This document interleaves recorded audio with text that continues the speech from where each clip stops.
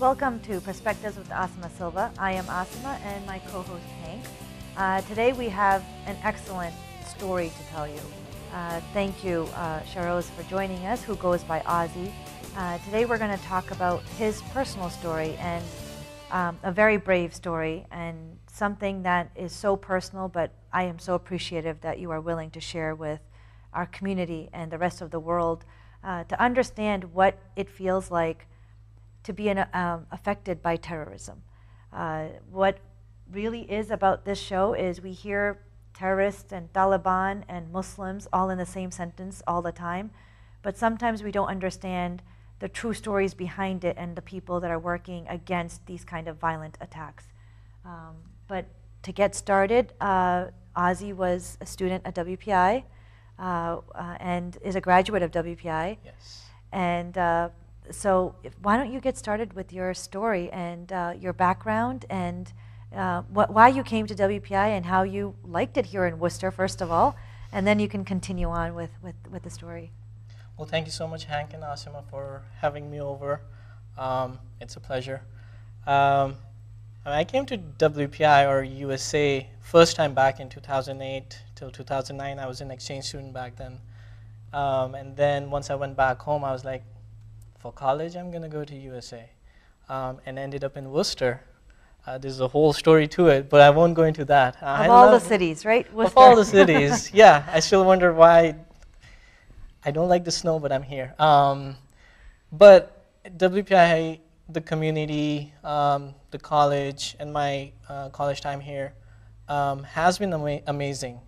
And one of the proof of the community and the support that I got was back in 2008, 2013. I was a freshman, and this was right after the winter break, when I came back from my winter vacation, and I go to bed and I get calls after calls in the middle of the night. And finally, when I do pick it up, I find out that my father was attacked and killed on 9th January 2013. And the story, how it goes, is that he's been involved. He was a doctor by profession, so you can kind of say it was in his blood to help people. He was that kind of doctor who often saw patients for free. He was that kind of doctor who would gather other doctors and go to rural areas and have medical camps and distribute medicines. And as time went by, he realized that he needed to make a bigger impact to help people. And so he got involved with the politics of the region. And he thought that he needs to be involved to help the people of the area. And then he got involved in early 2000s, and over time he gathered a lot of influence and support. He never held a government position or an office, or he never won the elections. And he became a voice for the people, especially during this one time when it was around 2007, 2008. And you don't hear about it on the news, or you probably never heard about it, is that this area in Pakistan, which is in the northwest, closer to the border of Afghanistan, the Taliban's approach, so the area I'm talking about connects to 3 provinces of Afghanistan. The Talibans at that time approached the elders of the area, and they're like, give us an entry into Pakistan. Mm-hmm. Let us enter, and we will not bother you, is what they said basically. And the people, my father being one of the people who were foremost against it, they said no. And you can say that as a result of that, the Talibans and the people, the local people, were in a battle constantly. I remember my dad picking up the phone in the middle of the night and trying to communicate with the locals, because we were in a city at that point. Communicate and try to, they would say like, we need help. Things like, oh, our phones are dying, we need food supplies and things like that. And this was when the Taliban were attacking the locals to gain access into Pakistan. And at the same time, my father was talking with the government, with the army, to try to gather the support to help the people to push back. Things like that kept going on. And then back in 2008, when the elections were coming up for the government office, kind of like how it is Congress here, he was giving a speech to a lot of people, and the speech ended, and there was a van that was driven into the crowd, which was full of explosives. And I remember 2008 vividly. More than 67 people died, 200 people got injured. My dad survived, but the people that he was caring for, they died. And after that, so many people told him not to go back to it, just stick to being a doctor. And he's like, well, now I have 67 families who lost someone because of what I was doing, what I was trying to help. And I have this weight on me and I can't back out. Kept going on. A few weeks later, he's going from one area to another. And this time they had a roadside bomb planted for him. When his SUV, the SUV he was sitting in, when this approached, it blew up. He survived again. He was injured, but he survived again. He had to go into hiding for a few days. And that still didn't stop him? No, he didn't even win the elections, which were literally a couple of weeks later. Because he was injured, his supporters are injured, everything is going south, basically. This is 2009, and I'm talking about when he got killed in 2013. Still kept going. Like, he does not, election was not the purpose, it was helping the people. 2013 comes in, I remember early, January 9th is when he got killed, and I think it was late December, early January when I was talking to him on Skype. And he was really happy at that point because now 2013 elections were coming up. And he was really happy because for the first time, different factions and different sects of that local community actually came to him and basically kind of pledged allegiance to him. It was unprecedented. He was uniting this community of, Sunnis and Shias and Christians and Hindus. Christians and Hindus were in really minority, but Sunnis and Shias. And he was really happy. He's like, things are working out. The community is getting united. And other people would keep telling him, you need to be safe. You need to have a guard with you, a bodyguard or someone for security. And he's like, if I die, people are going to still ask about my family. But if one of the bodyguards died, nobody's going to ask about their families. So I cannot have that on my conscience. Fine. But he was still a doctor. He would go to his clinic in the morning, come back in the afternoon or evening. And one of the days he leaves, he calls my mom. He's like, I'm just going to, clean up, pray I got done, and I'm going to head home. As he leaves his car, as he leaves his clinic, gets in his car, starts driving away, right near the building is when two men on bikes surrounded the car, burst the tires, opened fire at him. From what I know, more than 8 bullets in his body. At the same time, for his security, he carried a gun with himself at all times too. He did fight back even in that last moment, and eyewitnesses say that he injured one of them, but they ran away. And it was the Taliban who claimed responsibility for it. And that's when he finally lost his life for a cause he believed in and worked towards all this time. What an incredible story. The legacy now that he leaves of truly living the example of, in order for us to defeat these great evils that are out there, you must be a good man, and you can't stay silent. People told him to for his own safety, but he continued to do his good works. That coalition that he was building, is it surviving? Has another leader come forward? Does that work live on? He lives in people's memories. People love him to the point that when I did go back, there was a 5-year-old kid who was carrying a picture in his pocket. And this is months after he got killed. And so people still love him. But the political scenario became a hodgepodge after that. Disunity spread like wildfire because that was the goal of the Talibans. Right. is that there's this one Muslim educated person who's coming, gaining influence, uniting the community. How could they let that happen? You know, it's interesting to hear this too, because something that I think that we hear quite a bit of is why would anybody respond? Why would anybody join ISIS? Why would anybody allow the Taliban to gain a stronghold?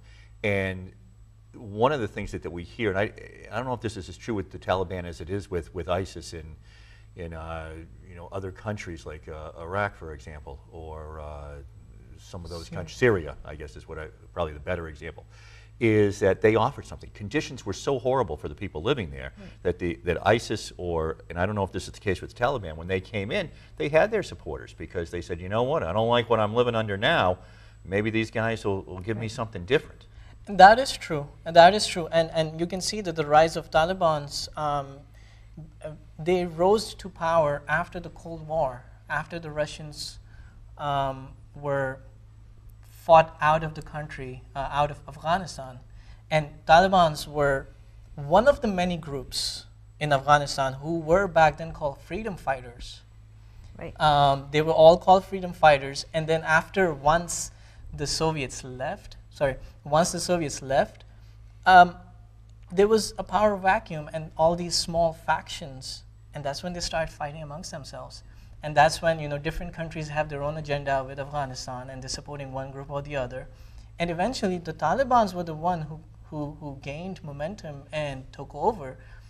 The word Talib means student. Talibans is a plural, meaning students, meant that they were students of Islam.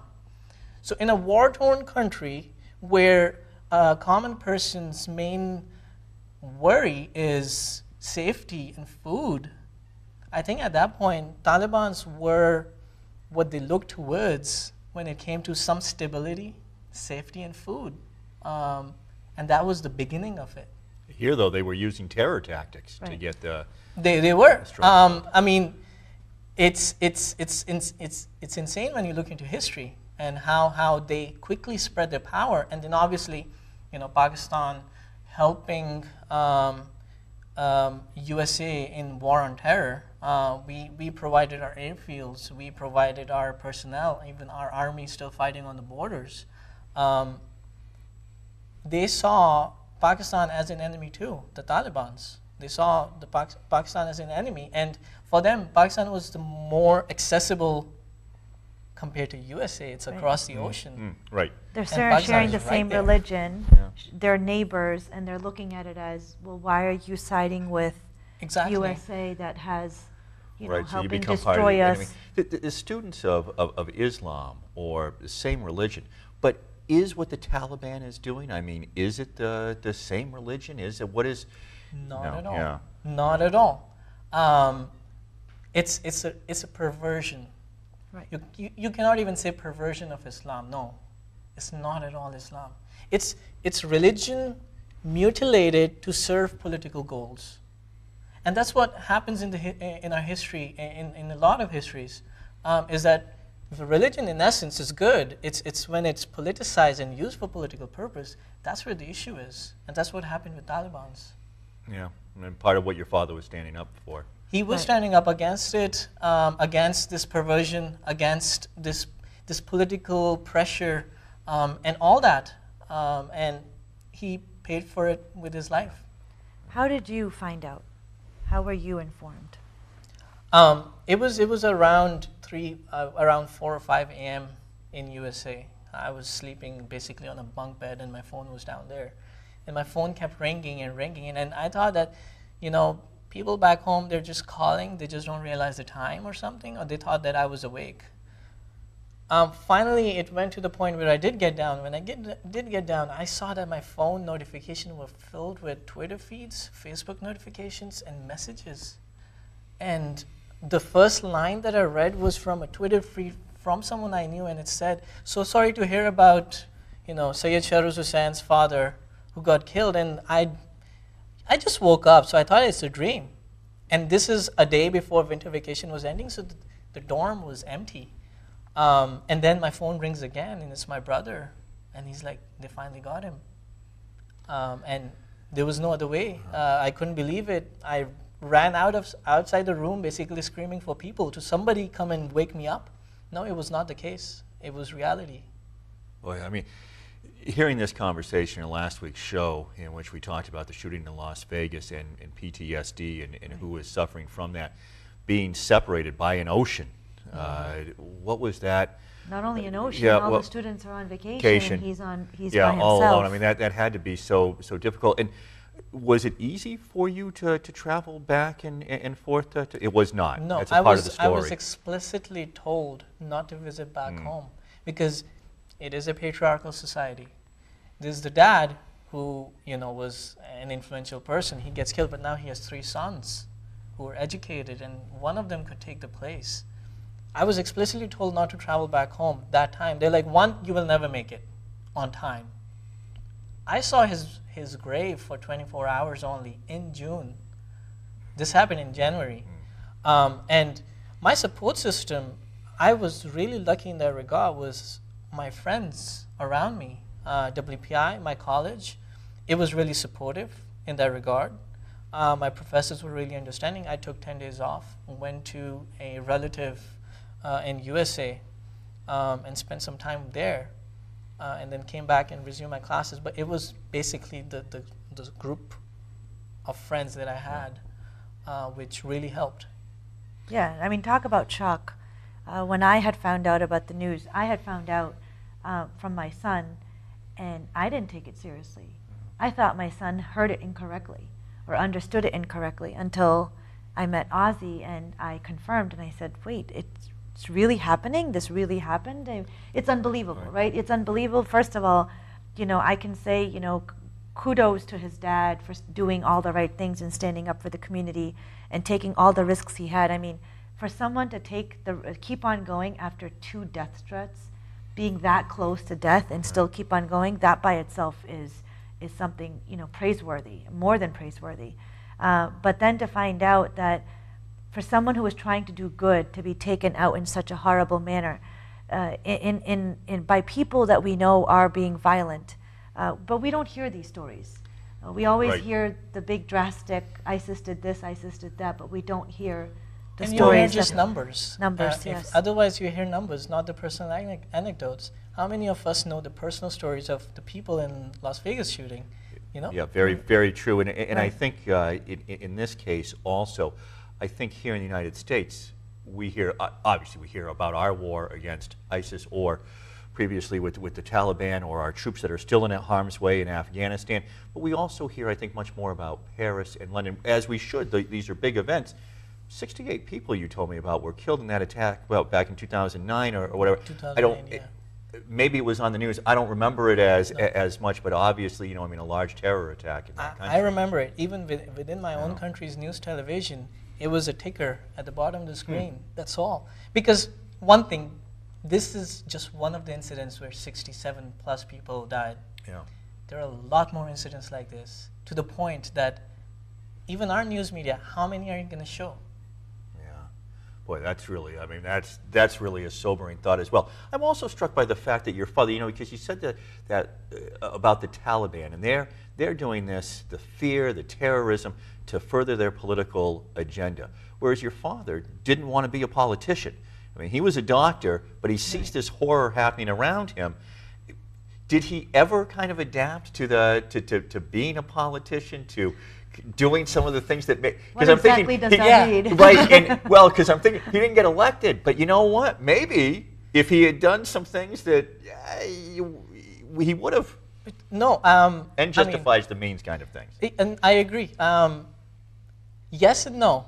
The things that trivial things that we would joke around with him. We're like, "Oh, you're being really political right now." When he's not taking a side, we're like, "You're being really political." You're the politician in you is coming out.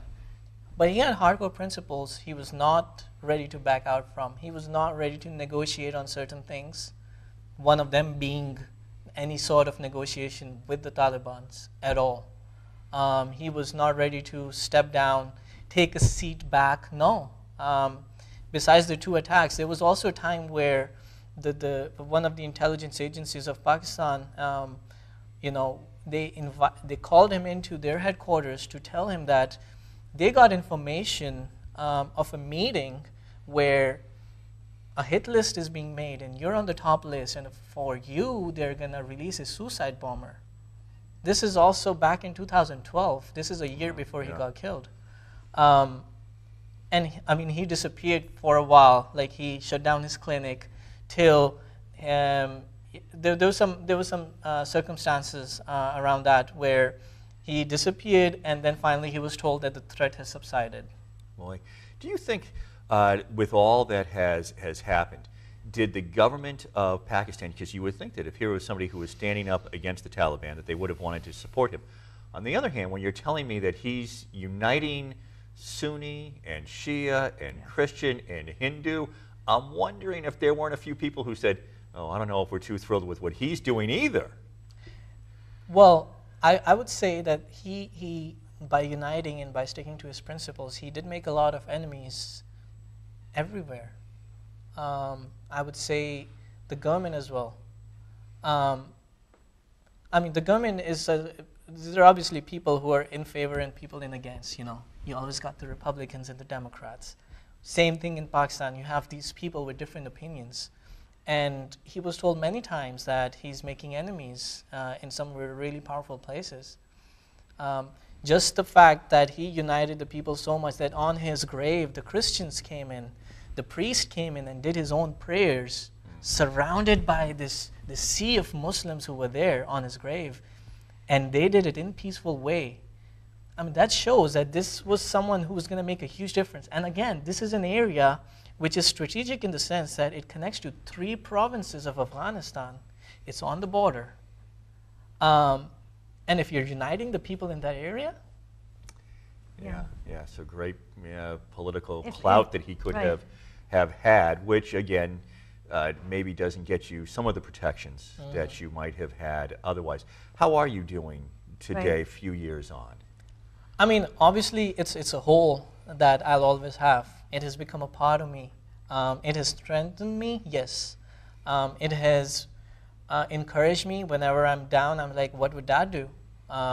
If this, when I see injustice, I don't just brush it off now. Maybe I would have, because you know you had that person in the family who's taking care of that. Right. Now I don't. Whether it's a movement like Black Lives Matter, whether it's a movement like LGBTQ rights, whether it's a movement for any of the movements, I don't back out.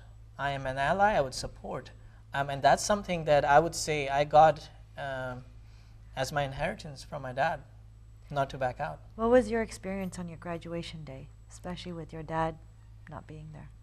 That was a tough time because I started college with him being alive, and I ended college with him not being there. It was a really tough time, and something that my college did was really wonderful was that our president, she in her commencement speech talked about my dad and honored my family with VIP seating, front row, which my family didn't know, so it was a surprise to them. I was like, just come 5 minutes before. But at first it didn't, it was all a really dreamy phase. But then I saw my mom take out a picture of my dad. And we took, as family, we took a family picture with my dad's picture. I think that's when it really hit me, that that's a figure that I really wish was here with me to see this. All I did up till this point was to make him proud. But he was still there in the spirit, and this lasting difference. And I have to say, I think the difference that you're making today, even in this conversation, by relating this story, I think there are and the fact, just what you said about when there are causes now, you go, okay, I'm not going to be in the middle. I'm going to stand up, and I'm going to let people know that I do stand up, and I can weather this storm of the criticism, because it's tough out there, as you know better than I, when you really do take a stand. But what a great legacy your father has given. One of the things that has happened in my company, still happens, is when people take a back seat, is when they're like, oh, it doesn't directly affect me. Right. It eventually will. At some point, in one way, it eventually will. All of my friends who always took a back seat, just through me and my experience, they got affected too, because now they know someone who was that someone's son, and they all started taking actions too and steps too, because now they realize how personal it can get. Because when you see it on the news or the newspaper or the TV, it's just a number. It's Right. something that happened somewhere. Well, I think your story proves that a terrorist attack is a terrorist attack. Terrorist attack is a terrorist attack, and we get affected. We have been affected since the beginning. We are against it in every way possible, because we have lost people. So I think in a situation like this, people from different areas and different aspects, they should join hands, not point fingers that it's your fault or it's your fault. Asma, we have just a couple of minutes left in the show, and as always, you want to get your perspective on all that we have heard today. Well, thank you again, Ozzy, for joining us and sharing us with your personal story. I was, again, hearing it after so many times, I still tear up, knowing what kind of great person your father was. And honestly, I think he's a role model for many, many people.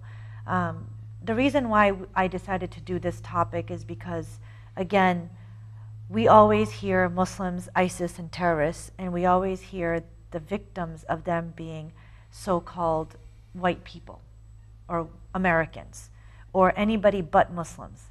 And one of the reasons why I really wanted to share this story was to show that when there is a terrorist group or a terrorist attack, they don't discriminate.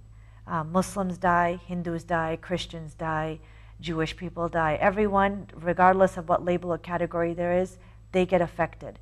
And it was just a great story for me to have Ozzy share his story so that we know that Taliban, ISIS, whoever considers themselves a certain label or category, hurts those labels and categories. Nobody is safe. Nobody is safe from any terrorist group.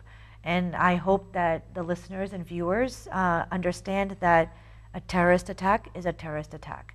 And the only way we can get through this, as Ozzy was saying, was with his father's work, is of uniting people. Regardless of faith or differences, we find the common ground that we all are looking for peace. And I think that's what you are saying, that all your friends are now saying that we all need to do something. We can't take a seat back and just, it's very easy in America for us to take a seat back and say it doesn't affect us directly.